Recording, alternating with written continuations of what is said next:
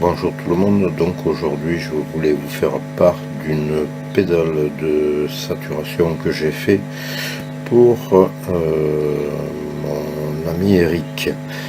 Donc elle comporte de la compression, d'un réglage d'harmonique, de tonalité et de niveau de sortie. Donc voilà ce que ça donne. Compression, donc en direct,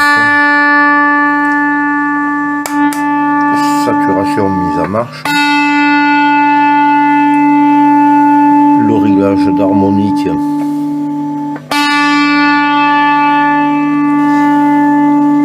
dans un sens et dans l'autre.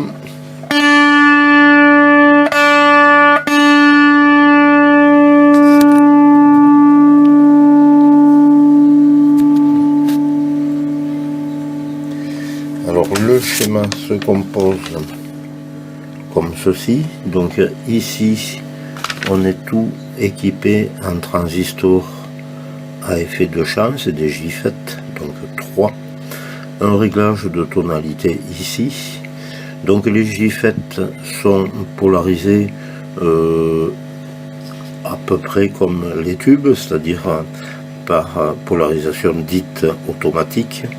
Donc le courant de drain vient traverser la source et fait une polarisation dite automatique par la résistance de fuite de grille de 1 mégohm ici pour la totalité. J'ai monté ici un transistor de filtrage, il n'est pas actif dans le montage. Ensuite on a ici la détection pour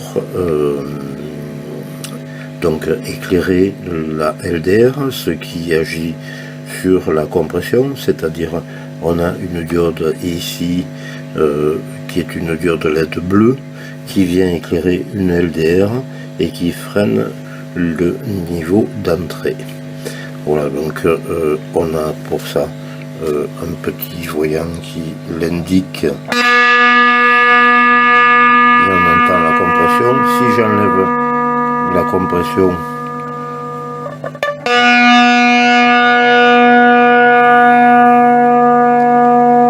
on obtient une forte saturation.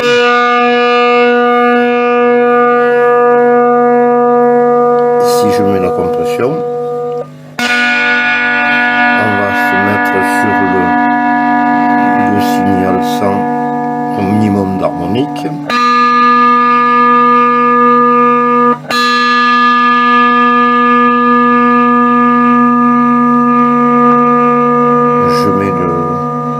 De la guitare à fond.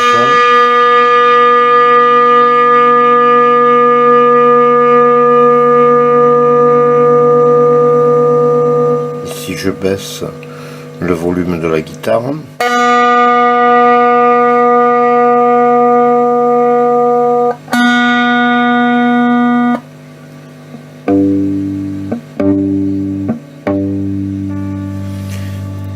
si je mets par contre la compression au minimum,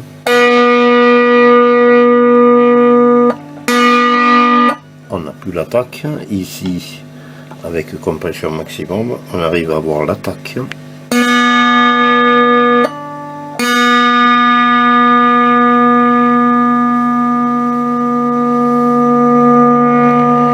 je monte le volume de la guitare.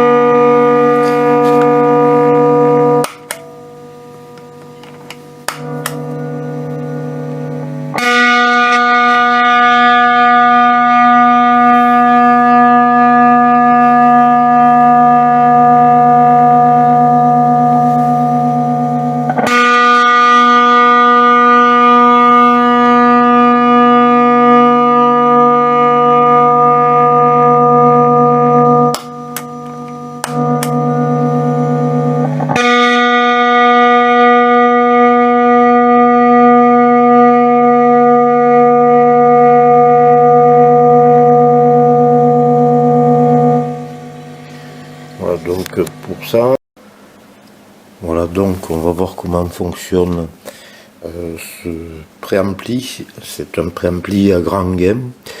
Donc il est constitué par ce transistor ici qui est en polarisation automatique. Le courant traverse donc le drain et la source et va au travers de cette 2 kg. Donc qu'est-ce qui se passe quand il y a un courant qui traverse une résistance? Il en résulte une différence de potentiel à ces bornes. Donc il faut de ce fait une tension qui soit approximative de 0,6 V pour c'est du silicium, donc pour un transistor comme le transistor bipolaire. Ensuite, donc on voit qu'on a un découplage ici sur la 2 kg. Ce découplage est de 470 nanos, pas de 1 micro ou autre valeur comme ici 22 micros.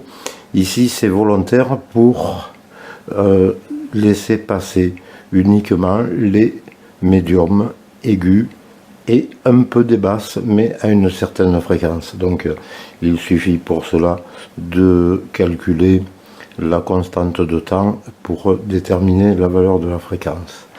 Donc ici la grille est tirée à la masse, donc son potentiel sera 0, et ici on va avoir un potentiel qui va être supérieur puisque donc on a un courant qui le traverse, donc on va avoir une tension qui va se situer aux alentours de 0,6 volts, voire un poil de plus. Donc ici on a un filtre d'une capacité pour éviter de passer les hautes fréquences. On suit donc comme un tube, un préampli à tube avec une résistance ici pour supprimer un peu des aigus avec cette capa qui revient donc par énergie ici en contre-réaction. Donc on augmente l'effet Miller de la capacité grille source et grille drain. Donc on supprime encore un peu plus les hautes fréquences. Donc ici celui-ci de transistor est pas disons constitué par le même gain. On peut voir qu'il y a 10K ici, 3K, ça c'est volontaire par rapport à l'établissement du gain par rapport au 8 kg 2 ici, parce qu'après on peut voir que on chute sur cette valeur de résistance ici.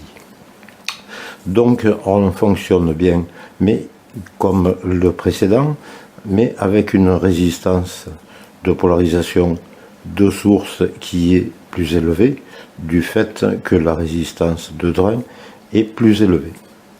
Donc c'est toujours pour retomber entre la DDP de 0,6 volts. Il faut savoir que la grille doit être négative de 0,6 volts par rapport à la source.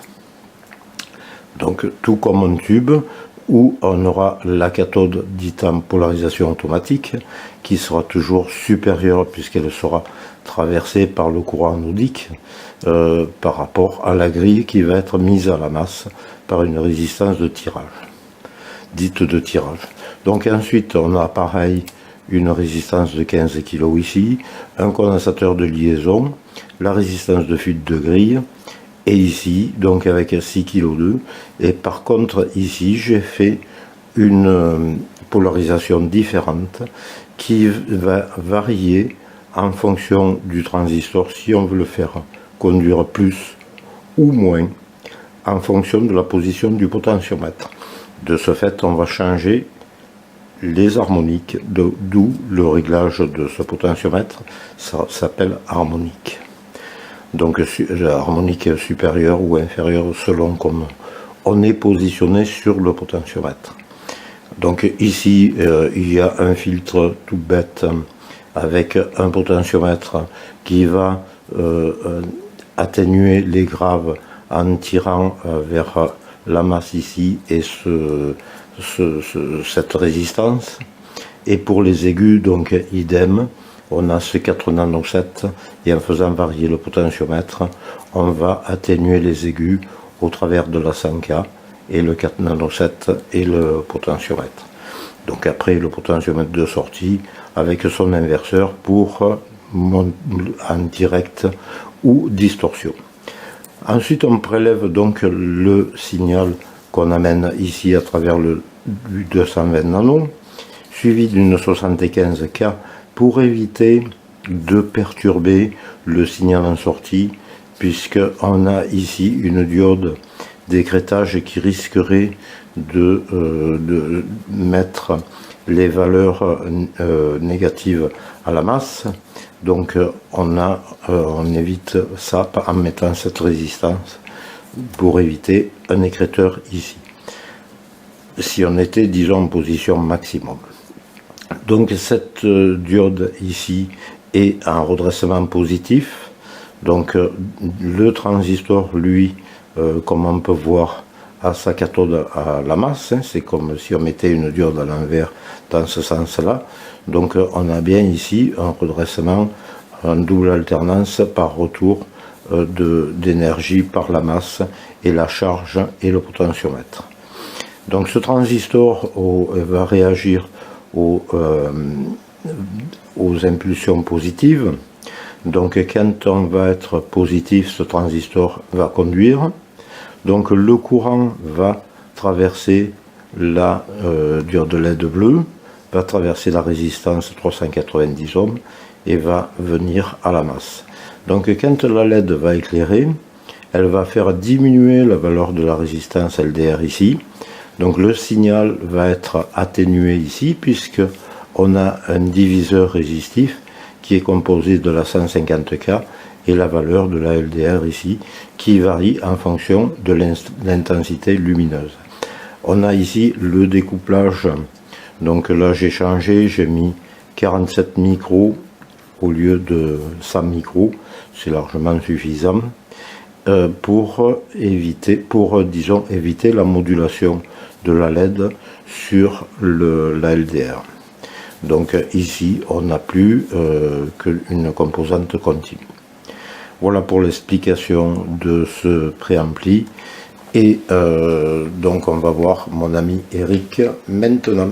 Allez, à tout de suite. Il